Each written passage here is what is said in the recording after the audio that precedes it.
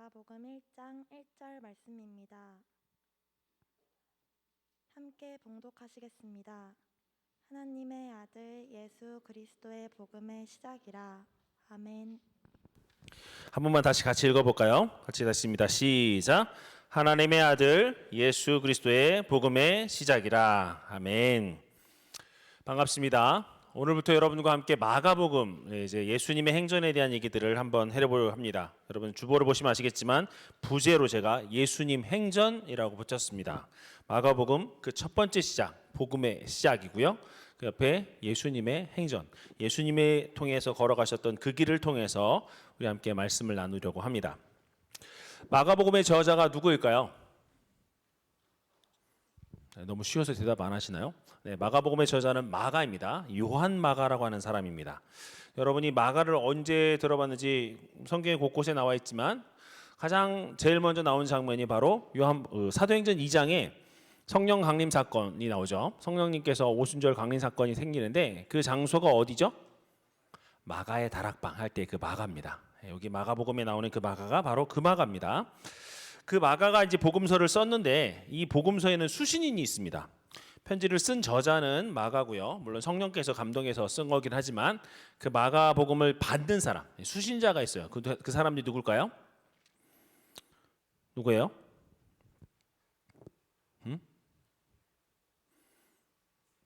다양한 사람들이 많이 있겠지만 가장 대표적인 사람들이 마가가 정말 마음속에 품고 썼던 사람 중에 대상 중에 누구냐면 바로 로마에 있는 성도들입니다. 로마에 있는 성도들을 향해서, 그러니까 로마에 있는 그리스도인들을 향해서 쓴 편지입니다. 이 배경을 잠깐 설명해드리고 넘어가야 여러분이 좀 이해할 수 있을 것 같아서요. 세계 역사를 보시면 아시겠지만 네로 황제 때 AD 64년에 로마에 큰 화재가 일어납니다. 로마의 지역에 그 10개 행정자치구 중에서 무려 한 70%가 다 불에 소진되는 사건이 생깁니다. 그걸 로마 대형 화재라고 그 세계 역사에는 기록되어져 있습니다. 그 세계 역사에 기록되어져 있는 로마 대형 화재에 어느 정도 진압이 되고 나니까 도대체 이 불이 왜 났을까? 사람들이 궁금하기 시작하잖아요. 그 궁금함을 누구한테 향했냐면 평소 로마에서 압제하고 또 폭정을 위감했던 그 네로 황제에게 화살이 돌아갔어요. 그래서 로마 사람들이 네로 황제가 불질렀다. 왜냐면 사실은 그때 네로는 로마에 없었고 딴 데가 있었거든요. 자기 살려고 딴 데 가고 부하들을 시켜서 불질렀다라는 소문이, 흉흉한 소문이 번지기 시작하는 거예요. 위기감을 느낀 네로 황제가 어떤 결단을 내렸을까요? 뭐라고 얘기하냐면 아니다. 불은 그리스도인들이 질렀다. 그때 이제 그리스도인들이 소그룹 공동체에서 자기들끼리 모여서 예배하고 속닥속닥대고 또 핍박받는 공동체다 보니까 몰래 숨어서 하고 다니는 약간 게릴라적인 전술을 썼기 때문에 당연히 그 사람들을 지목해서 그리스도인들이 불을 질렀다. 그렇게 밀집돼서 나중에 혹시 그림 보시면 아시겠지만 로마의 그때 형태 구조들이 기둥들이 서 있는 게 아니라 밀집돼 있어요. 그러다 보니까 불이 싹 나면 확 타오르는. 사실 세계 역사에서 보면 이건 누가 방화한 게 아니라 실수로 이해한 거라고 기록되어져 있는데 어쨌든 네로가 그리스도인들을 지목하고 그때부터 그리스도인들을 탄압하기 시작합니다. 여러분이 알고 있는 로마 역사에서 그리스도인이 탄압받는 시대가 바로 이때부터 시작해요. 선교사들이 많이 나왔고 강팍하고 곤란했고, 그다음에 여러분이 영화에 봤던 코바디스 같은 영화에서 나왔던 십자가행위, 막 길거리마다 십자가에 서서 많은 그리스도인들을 처장했던, 콜로세움 경기장에서 많은 그리스도인들을 사자의 밥으로 던졌던 그 시대가 바로 이 로마 대형 화재 때문에 일어난 일입니다. 당연히 이 사건으로 말미암아 로마에 살고 있던 성도들의 삶이 갑자기 뒤바뀌어 버린 거죠. 그렇죠? 그 전까지는 괜찮았던 사람들이 이제는 모이기만 하면 자기들이 어떻게 살아남을지, 어떻게 눈을 피해 다닐지, 고문과 학대, 그 다음에 순교까지 가공해야 되는 이 잔혹한 역사를 만드는 그 상황 가운데서 위축될 수밖에 없는 거예요. 그 성도들의 소식을 들은 마가, 그리고 그들을 향해서 마가복음은 시작합니다. 1장 1절 뭐라고요? 하나님의 아들 예수 그리스도의 복음의 시작이라. 여기서 말하는 시작이라는 단어를 여러분과 함께 먼저 나누고 싶습니다. 시작이란, 복음의 시작할 때 이 시작은 헬라어로 아르케입니다. 아르케라는 단어를 쓰고 있는데요. 시간상의 처음, 맨 첫 시간, 가장 처음의 시간을 얘기할 때 아르케라는 단어를 씁니다. 구약에서도 이 단어가 나옵니다. 물론 헬라어는 아니고 히브리어로겠지만 이 구약의 히브리어를 그대로 헬라어로 번역한 성경이 있습니다. 바로 70인역이라는 성경인데요. 구약의 히브리어를 그대로 헬라어로 번역한 성경 가운데 거기에 이 아르케라는 단어를 쓰는 본문이 나옵니다. 어딘 줄 아십니까? 바로 여러분이 잘 알고 있는 창세기 1장 1절. 창세기 1장 1절 어떻게 시작하죠? 우리 함께 같이 암송해 볼까요? 시작. 태초에 하나님이 천지를 창조하시니라. 여기서 어떤 단어가 아르케일까요? 태초에. 태초에라는 단어가 아르케라는 단어로 번역이 되었습니다. 자, 근데 이 본문을요. 1장 1절뿐만 아니라 1장 2절까지 1절과 2절을 함께 묶어서 한번 읽어보겠습니다. 우리 1절과 2절 함께 같이 읽습니다. 시작. 태초에 하나님이 천지를 창조하시니라. 땅이 혼돈하고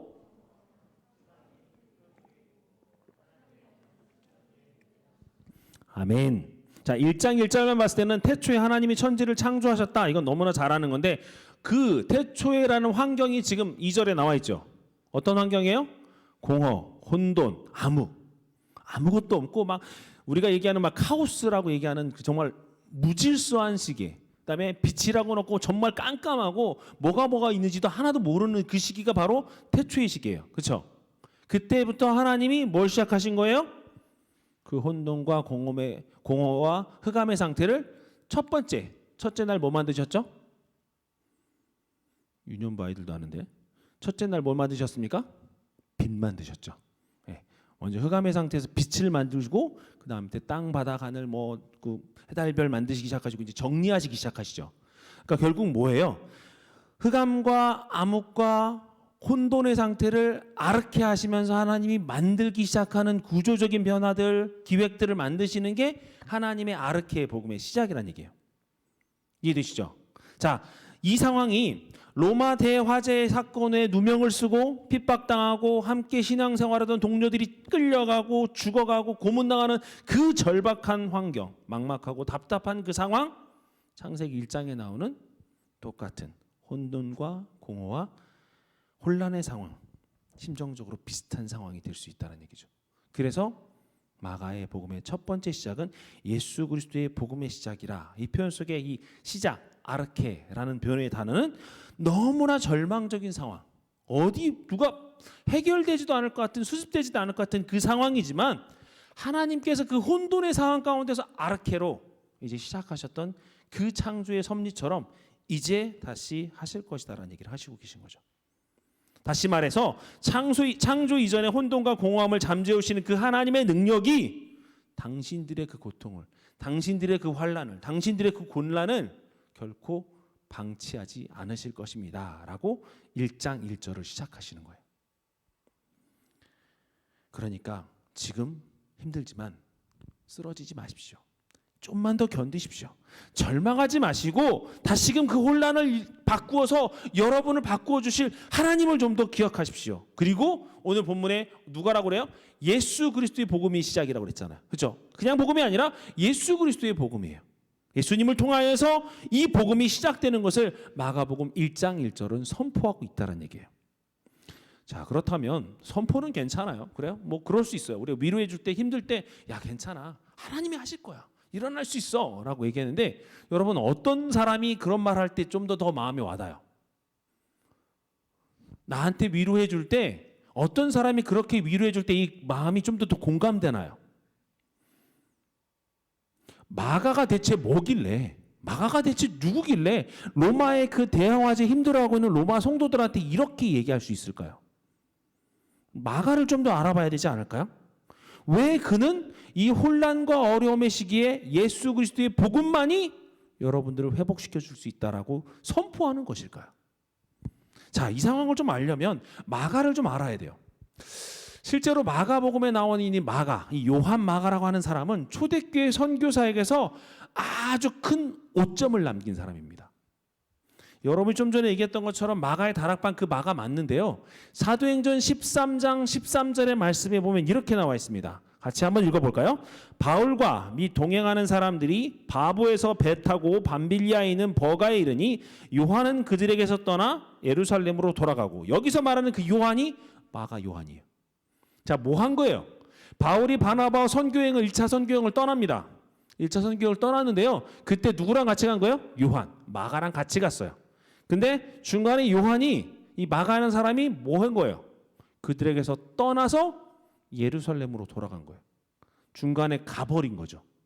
자, 같이 갔는데 중간에 힘들다고 얜 돌아와 버린 거예요. 그것도 바울과 바나바 대장들이 있는데 밑에 수행원으로 따라가고 옆에 보조로 따라갔던 마가가 나 힘들어요. 못하겠어요. 물론 그 안에서 무슨 일이 일어났는지 잘 모르겠어요. 어떤 말이 오갔고 어떤 사건이 있는지 모르겠지만 어쨌든 그는 중간에 중도 포기하고 돌아와 버린 거예요. 그 사람이 바로 마가입니다. 자, 이 사람이 이대로 끝난 게 아니라요. 바울과 바나바가 2차 전도여행을 준비합니다. 거기서 이제 논쟁이 벌어져요. 바나바는 바울한테 1차 때 우리 마가가 그렇게 실패했는데 우리 마가를 좀 데려가야 되지 않겠냐라고 얘기합니다. 바울이 뭐라고 그래요? 안 돼. 나 걔랑 못 가. 나 걔랑 절대 안 갈 거야. 사도 바울이 그 얘기를 하고 있는 거예요. 그리고 그 논쟁이 격렬해져서 바울과 바나바가 찢어집니다. 바울은 실라를 데리고 바나바는 마가를 데리고 가요. 근데 그 뒤에 바울의 선교 사역은 2차, 3차 다 바울과 실라로 이어지는데 바나바와 마가는 떠났더라라고 나서 아무 얘기가 없어요. 성경에 아무 역사가 없어. 이 인물이 바로 마가예요. 이렇게 하는 사람이 바로 마가였어요. 인생에서 보면 당시 바울이 누구예요? 초대교회 선교 역사에서 가장 최정점이 있었고 가장 성령의 역사를 앞둔 사람이 바로 사도 바울이에요. 근데 그 바울이 나 걔랑 안 가 이제. 나 걔 내 선교 역사 나 같은 팀 안 할 거야. 여러분 생각해 보세요. 우리 공동체에서 뭘 하려고 하는데 내가 만약에 제가 바울까지는 아니지만 야 나 걔는 못 데려가. 나 걔랑 절대 안 할 거야. 목사님 그래도 뭐 수기련회 하는데 준비해야 돼. 야 나 걔랑은 일 안 할래. 그냥 걔 알아서 하라고 그래. 나 모르겠어. 그 친구 어떻게 될 것 같아요? 그 친구 공동체에서 어떤 느낌일 것 같아요? 완전히 실패자의 느낌 아니에요? 내가 여기 나 이제 뭐 해야 돼? 나 진짜 여기서 내가 할 수 있는 게 뭐지? 야 바울 선생님도 나를 이제 제껴놔 버렸으면 나는 이제 어떻게 하는 거지? 바울의 마가 입장이요 완전히 실패한 인생이라고 찌질한 인생이라고 저기 구석에서 힘들어하고 있은 그 마가예요. 근데 그 마가가 지금 뭐라고 얘기해요? 예수 그리스도의 복음의 시작이라고 선포하면서 지금 써가고 있어요. 대체 뭐가 있었길래 무슨 일이 있었길래 마가가 이런 복음을 쓸 수 있었을까? 그로부터 한 10년쯤 지나서 골로새서 4장을 보면 사도 바울이 로마의 감옥에 투옥됐다는 사실이 전해집니다. 그리고 거기서 마가가 등장해요. 골로새서 4장 10절 말씀 우리 함께 보도록 하겠습니다.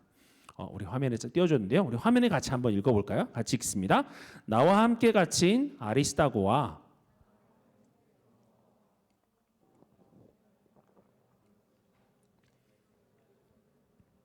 아멘. 바나바와 같이 떠났던 바나바의 생질 마가 나오죠. 그렇죠? 바나바의 조카예요. 바나바의 조카 마가가 나왔다. 어떻게 되죠? 여기 같이 갇혀 있다라고 얘기했어요. 나랑 지금 같이 갇혀 있대. 분명히 나랑 안 간다고 했는데 지금 갇혀 있어요. 무슨 일인가 볼까요? 디모데후서 4장 10절하고 11절 말씀이 나왔어요. 디모데후서 4장 10절에서 11절 우리 함께 같이 보겠습니다. 같이 봅니다. 데마는 이 세상을 사랑하여 나를 버리고 데살로니가로 갔고 그레스게는 갈라디아로 디도는 달마디아로 갔고 누가만 나와 함께 있느니라. 내가 올 때에 마가를 데리고 오라. 그가 나의 일에 이상하네요. 그렇죠? 아까 마가가 했던 일들을 지금 데마라는 사람이 했어요.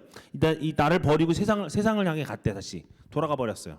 그렇죠? 근데 누가만 나와 함께 있는데 너 디모데야 너 올 때 마가를 좀 데리고 와.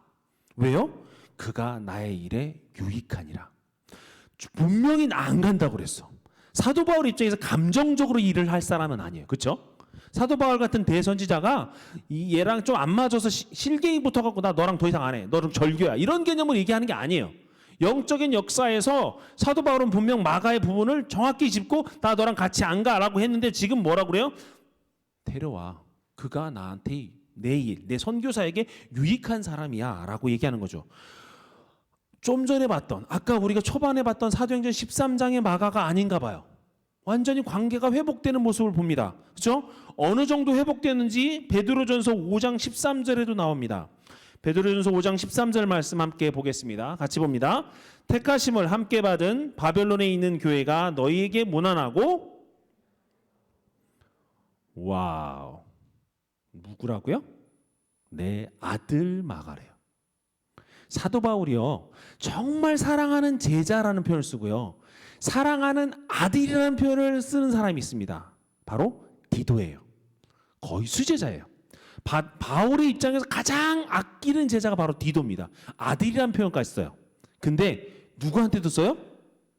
마가한테도 쓰고 있어요. 아까 좀 전에 봤던 마가는 이런 마가가 아닌데 대체 어떤 일이 벌어진 걸까? 선교 여행 가서 힘들다고 도망쳐버린 그 녀석 때문에 내가 사랑하는 동역자 바나바가 누굽니까? 바나바가 누구예요? 사도 바울이 사울이었을 때 열심히 다른 사람들을 잡으러 다닐 때 사울을 예루살렘 제자회 공회에 소개시켜준 사람이 바나바예요.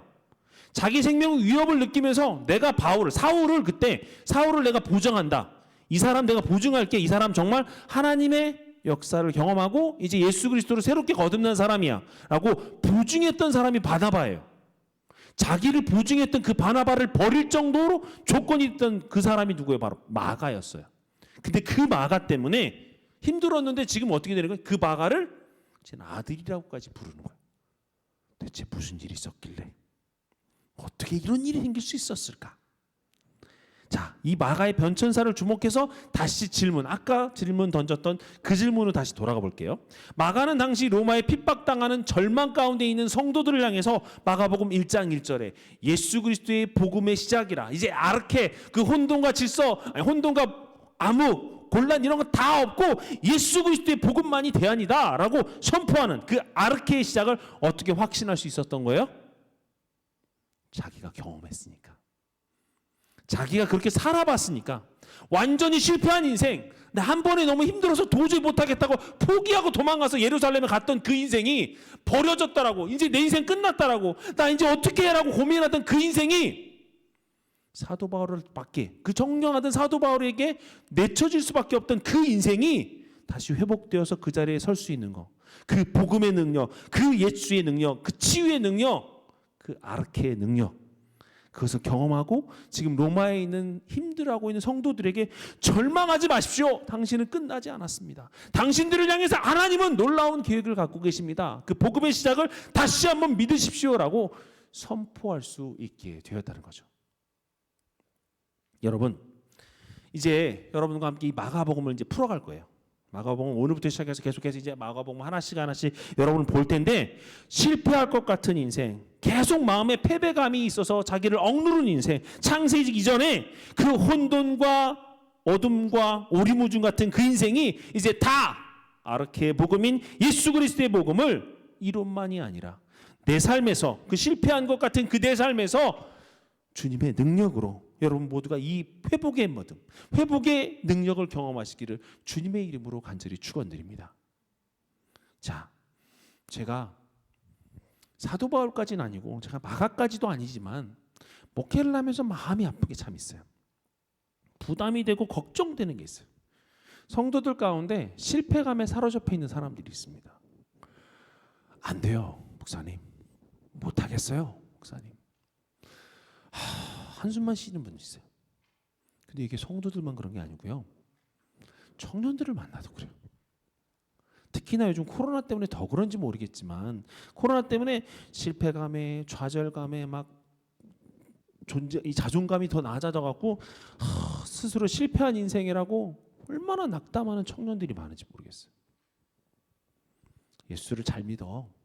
야, 예수 믿으면 실패 없어. 아니잖아요. 그렇죠? 예수 믿으면 고난 없어. 거짓말이잖아요. 예수를 잘 믿는다고 해서 더 이상 실패가 없고, 예수를 잘 믿는다고 해서 고난과 역경이 찾아오지 않는다? 거짓말이에요. 그런 거 아니에요. 그렇다면 우리가 결국 뭘 해야 되냐면 우리 삶 가운데 찾아오는 고난과 역경의 문제를 발상을 전환해야 되지 않을까요? 좀 바꿔서 생각해 봐야 되는 거 아니에요? 어떻게 해요? 고난이 없으면 축복이고 고난이 있으면 저주인 인생이야. 고난은 무조건 피해야 좋은 거야. 고난한테 걸리면 그거 어쩔 수 없이 겪어야 되기 때문에 뭐 어쩔 수 없지 이렇게 말하는 게 아니라 지금 내가 겪고 있는 고난과 환난과 이 역경이야말로 내 인생에서 예수 그리스도의 복음의 아르케를 경험할 수 있는 놀라운 축복의 도구 아닐까? 이제부터 하나님이 나를 통해서 사역하시고 이제부터 나에게 하나님의 회복의 복음을 전해주시고 다시 한번 내가 일어설 수 있는 힘과 능력을 얻을 수 있는 그 복음의 시작을 이제부터 나에게 주시겠네? 그렇게 마음을 바꿔야 되는 거 아니에요? 하나님이 나에게 고난을 허락하실 때 내가 물론 실수해서 찾아오는 것도 있겠지만 나의 선택이 잘못해서 찾아온 것도 있겠지만 하나님이 수렁텅이에 곤란과 환난과 우렁텅이에 떨어졌을 때 그냥 어이구 보고 계세요? 아니거든요. 하나님이 그 다음부터 역사하시기 시작하세요. 여러분이 그 빠져있는 그 순간에 하나님이 다시금 꺼내시기 시작하세요. 여러분이 인생의 마지막을 떨어질 때 다시 한번 일으킬 수 있는 도구와 기회와 사람들을 붙여주세요. 그게 하나님의 복음의 아르케의 역사예요. 그 시작을 하나님이 기획하고 계시다고요. 여러분이 그걸 경험하시고 아셨으면 좋겠어요. 찬송가 456장이 있어요. 찬송기 456장, 찬송가 456장 우리 한번 가사를 좀 보실까요?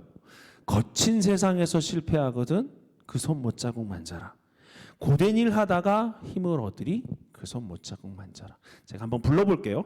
거친 세상에서 실패하거든 그 손 못자국 만져라.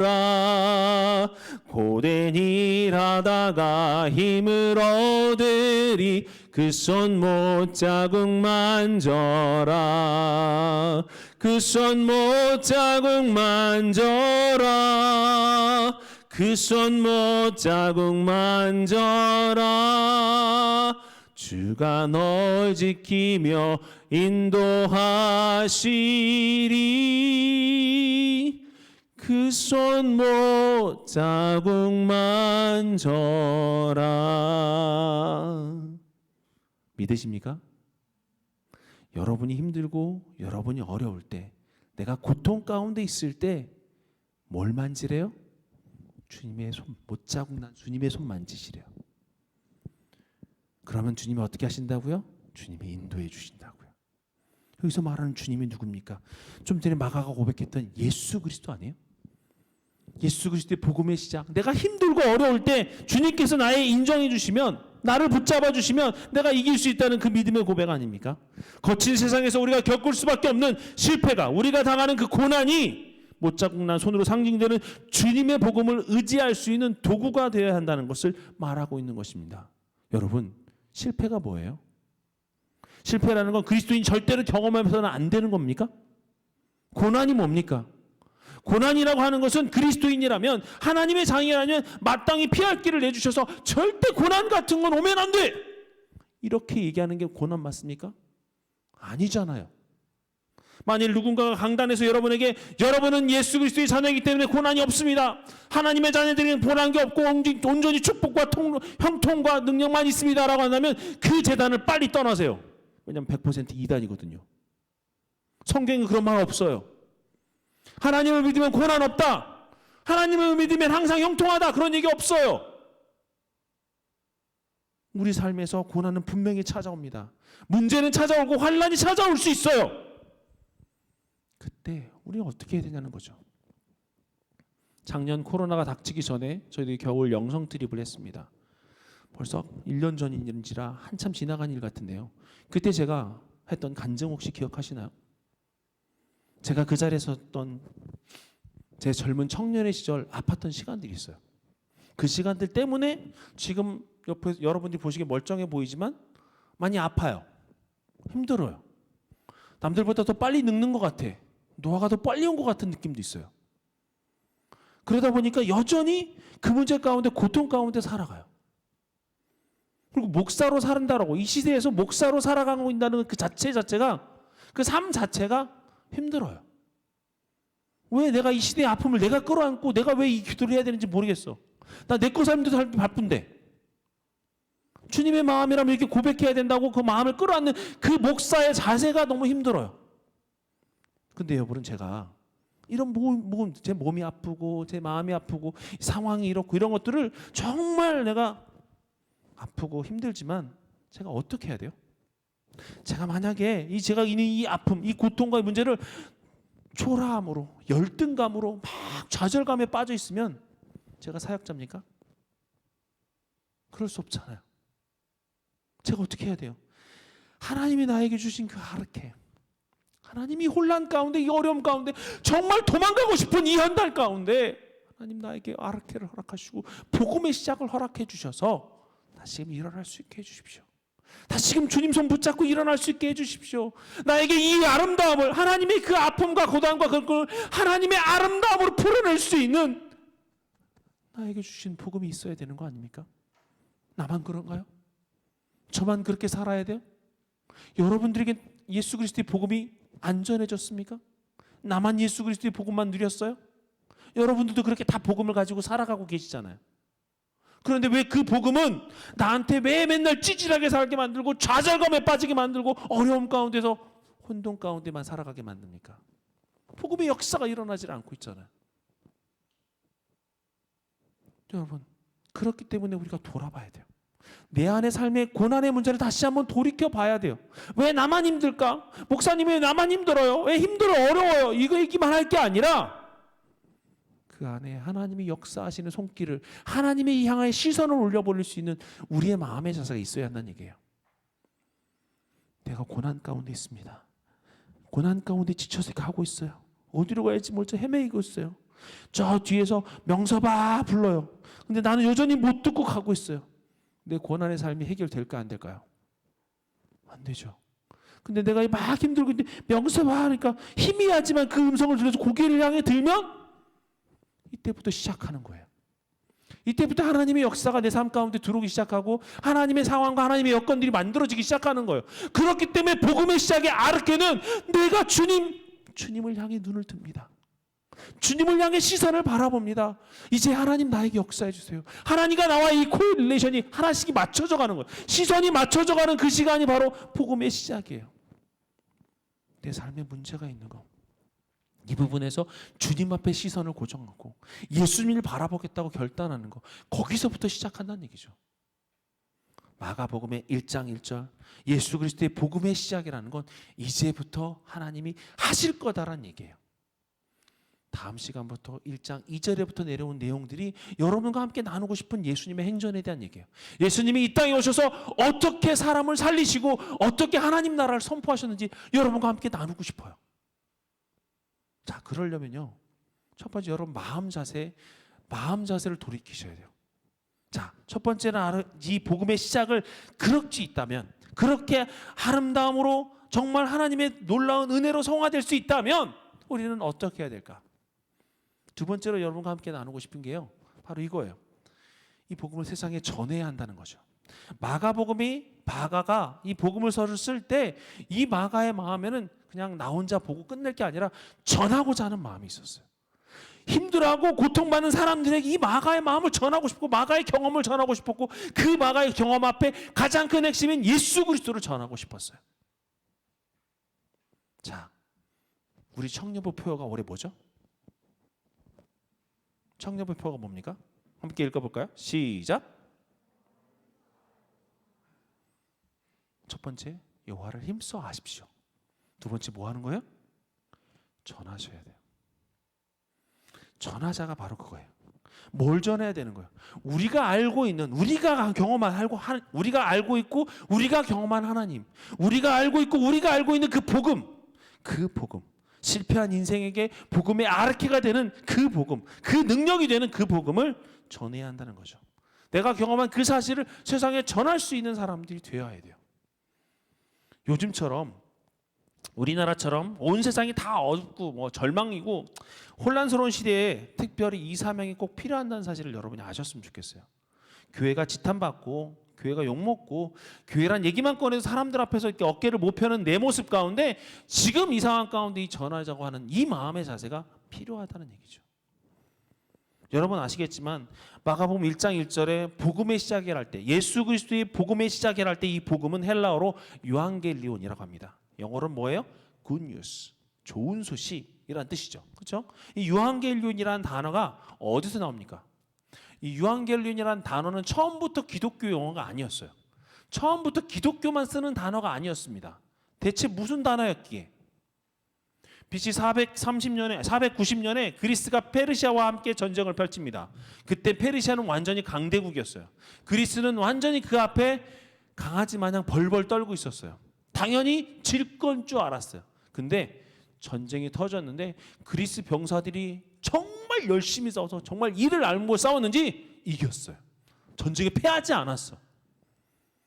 그리스에 살고 있는 시민들이 이 전쟁의 결과가 너무 기대되는 거야. 왜요? 당시에는 패전 국가의 국민들은 다 포로로 끌려가니까. 전쟁 포로가 된다는 얘기는 여자들은 다 팔려가고 남자들은 죽임당하고 노예가 되거나 둘 중에 하나니까. 자기들의 전쟁의 결과가 자기들의 운명을 결정하니까 전쟁의 승패가 보고 싶은 거예요. 기다려주는 거죠. 그래서 어떻게 됩니까? 여러분이 잘 알고 있는 한 명의 병사가 달리기 시작합니다. 죽을 힘을 다해 달립니다. 한 번도 쉬지 않고 달립니다. 그리고 그가 아테네 사람에게 와서 아테네 광장에 도착해서 뭐라고 소리를 질러요? 우리가 승리했습니다. 우리가 이겼습니다. 하고 어떻게 되죠? 죽죠. 여러분이 알고 있는 그 내용. 거기서부터 시작되는 마라톤의 역사. 딱 이 장면이에요. 그 한마디 쓰러지고 있는 그 죽음의 그 놀라운 기쁨의 소식. 그게 뭡니까? 유한겔리온이에요. 그 소식이 유한겔리온. 그 복음이 그 좋은 소식이 유한겔리온이라고요. 사랑하는 여러분, 이 단어에 의해서 똑같이 우리에게도 이 사명이 있어요. 우리는 다른 사람이 아니라 지금 달려온 그 병사의 모습이 바로 우리 모습이에요. 다른 사람들 다 지금 막 두려움에 떨고 있어요. 어떻게 될지 몰라서 깜깜한 흑암 가운데 있어요. 한국 교회가 대한민국이 코로나라는 공포 가운데 다 떨고 있어요. 그 안에서 예수님의 메시지를 갖고 있는 이 승리의 기쁨을 전하는 병사는 두려웁니까? 안 두려웁니까? 기쁨에 차서 달리고 있는 거예요. 이 소식을 어떻게 하면 빨리 전해야 될까? 달리고 또 달린 겁니다. 그 병사가 누구예요? 우리예요. 이처럼 절망하고 모든 한국교회가 끝났다고 이제 더 이상 희망이 없다라고 얘기하고 다 우울해져 가고 있는 그때 유한겔리온, 기쁜 소식, 복음의 소식, 굿뉴스를 전하는 그 사람이 우리가 되어야 한다는 거죠. 우리가 만약에 이 유한겔리온, 이 복음을 가진 이 병사처럼 우리 안에 유한겔리온 기쁨의 소식을 갖고 있다면 좌절할 수 있을까요? 쓰러져서 울까요? 아니요. 기쁨의 격정의 질주를 하고 있을 거예요. 어떻게든 이 소식을 전하려고 그 사명을 감당하려고 열심히 최선을 향해 달려가고 있을 것입니다. 어제 절망했는데 오늘 다시 회복할 수 있는 건 이 유한겔리온, 이 아르케의 복음이에요. 마가복음 1장 1절에 선포되는 예수 그리스도의 그 아르케의 복음이 여러분들과 함께 이 마가복음을 통해서 함께 누려보고 싶고 함께 만들어가고 싶고 함께 누려보고 싶어요. 물론 거기서 끝나면 안 되겠죠. 어떻게 해야 돼요? 그 아르케의 복음을 이제 선포하셔야 돼요. 좀 전에 그 아테네 병사처럼 우리가 승리했다고, 우리가 이 세상에서 승리하셨다고, 예수 그리스도께서 승리하셨으니 여러분 더 이상 절망하지 마시고 힘들어하지 마시고 혼란 가운데 빠지 마시고 이제 주님만 앞으로 나오시라고 선포하는 그 역사가 일어나야 한다는 얘기죠. 사랑하는 디아스포라 청년 여러분, 제가 이 청년들, 여러분 청년들뿐만 아니라 이 땅에 있는 청년들, 그리고 이 땅에 있는 그리스도인들이 정말 안타까워하는 것은요 뭐냐면요, 참 우리 시대가 안타까운 거, 우리가 교회에서 선포돼야 될 건데 마땅히 선포되지 못했던 게 중에 하나가 뭐냐면 복음을 경험하게 못하게 됐던 거예요. 복음을 경험하는 기회를 제공하지 않았어요.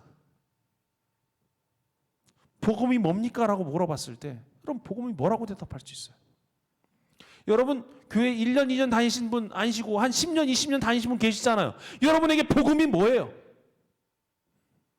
여러분이 그 유한겔리온, 예수 그리스도의 복음의 시작을 할 때 그 복음이 뭡니까?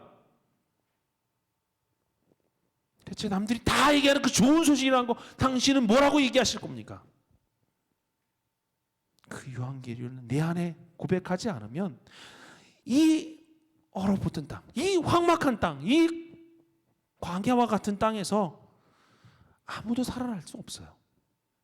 예수의 이름을 붙잡고 예수의 이름을 살아야 되는데 예수의 이름도 알지 못하고 서로 비난하고 삿대질하고 경쟁하고 시기하고 질투하고 서로의 삶을 어떻게든 내가 올라가려고 다른 사람을 짓밟는 그 땅의 백성들이 살고 있는 이 땅에서 여러분들은 살아내야 되지 않겠습니까? 어떻게 해요? 우리에게 주신 이 사명만으로는 사실 가슴 벅찬 도전을 할 수가 없어요. 내 안에 예수 그리스도의 그 복음이 있어야 돼요. 마가복음이 지금 얘기하는 그 마가가 전하는 그 놀라운 아르케의 복음이 여러분 안에 있어야 된다니까요. 그러려고 마가복음 보는 거예요. 그러려고 마가복음에 나와 있는 그 예수 그리스도를 찾는 거예요. 이제부터 우리 마가복음을 통해서 이렇게 만들어 가려고 해요. 여러분 앞으로 다음 주부터 시작되는 이 말씀 가운데 삶의 현장에서 여러분 삶의 고군분투하고 있는 청년 여러분 이 말씀 가운데 우리 함께 달려가 보셨으면 좋겠습니다. 힘을 냅시다. 다시 일어납시다. 다시 주님 앞에 나와서 주님만 바라보는 여러분 되셨으면 좋겠어요. 내 삶에서 내 것이 아니라 하나님께 집중하고 하나님께서 나에게 주신 이 고난의 삶에서 흘려보내주는 그 은혜의 숨결을 느껴보셨으면 좋겠어요. 그 은혜의 숨결을 통해서 더 하나님 앞에 나오려고 그러려고 여기 여러분들이 모이시는 거 아니에요? 남들이 이 코로나 때 먼 교회를 갈 때 여러분 그러려고 이 자리에 나오신 거 아닙니까? 그럼 이 자리에서 뭐 해야 돼요? 복음으로 옆에 있는 친구를 응원하고 말씀으로 우리가 치유받고 그 다음에 성령 안에서 하나님의 아르케의 복음이 내 안에 살아계신다는 역사를 선포하고 그것을 마음속에서 전달할 때 그 살아낼 때 매주일마다 내 안에서 다시금 힘을 얻고 뚜벅뚜벅 걸어나가시는 그런 여러분들의 삶이 또 마가복음의 그 놀라운 역사가 여러분 삶에서 끊어지지 않게 계속 일어나기를 주님의 이름으로 간절히 축원드립니다. 우리 이 시간 함께 기도했으면 좋겠어요.